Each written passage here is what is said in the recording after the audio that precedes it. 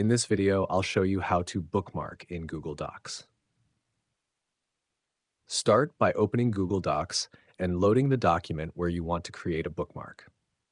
Bookmarks are useful when you're working with long documents because they allow you to quickly jump to specific sections without scrolling through multiple pages. Next, place your cursor at the exact location where you want the bookmark to appear. This can be at the beginning of a heading, a section title, a paragraph, or any other point in the document that you want to reference later. After that, click the Insert menu at the top of the page.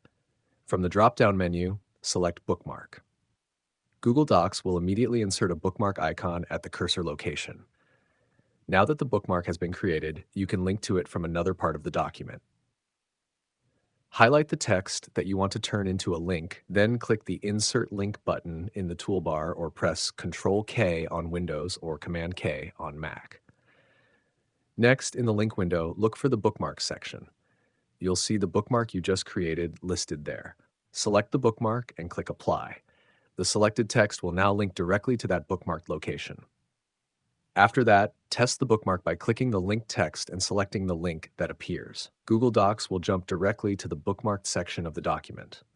Now, if you have multiple sections that need quick navigation, repeat the process and create additional bookmarks throughout the document.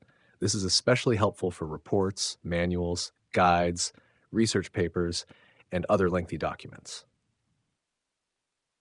If you ever need to remove a bookmark, click the bookmark icon in the document and select Remove. This will delete the bookmark while leaving the surrounding content unchanged. Finally, save your document. Google Docs automatically saves your changes, so your bookmarks and links will remain available whenever you reopen the document or share it with others. And that's it. You've successfully learned how to bookmark in Google Docs. If you found this tutorial helpful, make sure to subscribe to Learn Mode Lab for more tutorials.